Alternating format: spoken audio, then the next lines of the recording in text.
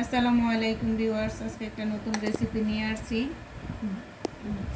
Bread দিয়ে dessert তৈরি করে করে দেখাবো কিভাবে তৈরি করে। ডেজার্টে কি কি লাগছে দেখুন। আমি গুঁড়া দুধ নিয়েছি 2 টেবিল চামচ, আর কিশমিশ আর কাজু বাদাম এগুলা নিয়েছি, আর তরল দুধটা আছে। আমি তরল দুধটা তৈরি করি বলা দেখাবো। আমি এখানে 8 পিস ব্রেড নিয়েছি। আমি এখন কেটে নিচ্ছি সাইডগুলো সুন্দরভাবে, সাবধানে কাটতে হবে।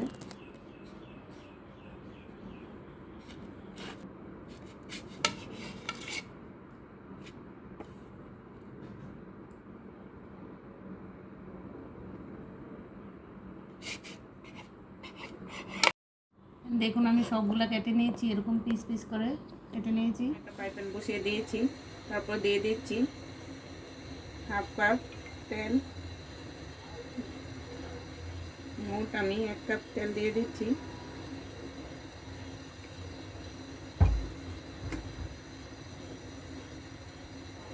তার সাথে আমি দিয়ে দিব ঘি দিয়ে দিব।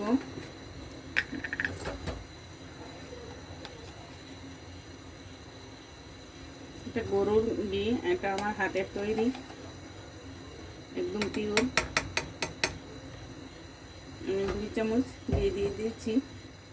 আমি এক এক করে ব্রেডগুলো দিয়ে দিচ্ছি। বেশি দেওয়া যাবে না, তাহলে উল্টানো যাবে না, ফাঁকা ফাঁকা রেখে দিতে হবে। আমি আর দেব না। একটা পিঠ হয়ে আসলে আরেকটা পিঠ উল্টাই দিতে হবে। আমি এক এক করে উল্টিয়ে নিচ্ছি, সাবধানে উল্টাতে হবে যেন ভেঙে না যায়।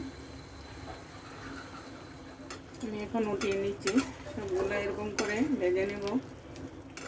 আমি একটা ফ্রাই প্যান বসিয়ে দিয়েছি, এখানে আমি দুধ দিয়ে দিচ্ছি 1 কাপ।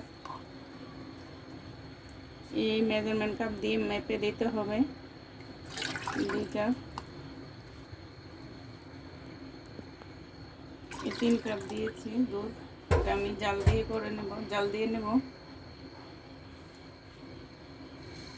ব্লক এসে গেছে। এখন আমি হাফ কাপ চিনি দিয়ে দিচ্ছি, আর সামান্য একটু লবণ দিয়ে দিচ্ছি। ভালো করে মিশিয়ে নিচ্ছি চিনিটা। এখন দিয়ে দিব আমার গুঁড়া দুধটা। আমি 1 কাপ দুধের সাথে মিশিয়ে গাঢ় করে নিয়েছি। এখন আমি এটা পুরোটা দিয়ে দিচ্ছি।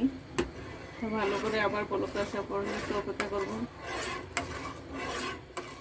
দেখুন আমার দুধটা হয়ে গেছে, আমি এখন নামিয়ে নিচ্ছি। গরম থাকতে থাকতে ঢেলে দিতে হবে এটার উপরে, এভাবে ঢেলে দিয়ে দিচ্ছি সবগুলা।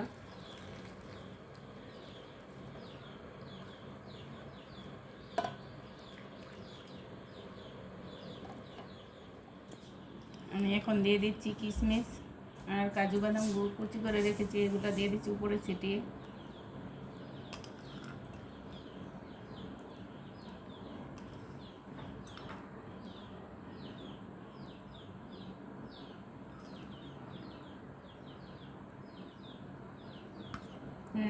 আমি 1 থেকে 2 ঘন্টা এটা রেস্টে রেখে দেবো। 1 ঘন্টা পর ফিরে আসলাম। দেখুন কিরকম একদম নরম লুতলুতে হয়ে গেছে। আমি বেড়ে দেখাচ্ছি।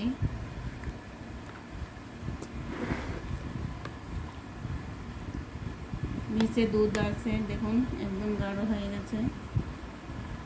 দেখুন এত সুন্দর হয়ে গেছে। আর আমি যেভাবে রেসিপিটা দেখিয়েছি এভাবে রেসিপিটা বাসায় অবশ্যই ট্রাই করে আমাকে জানাবেন কমেন্ট করে। আর আমার নতুন নতুন রেসিপি পেতে আমার চ্যানেলটাকে সাবস্ক্রাইব করে নেবেন। ভালো থাকবেন। আল্লাহ হাফেজ।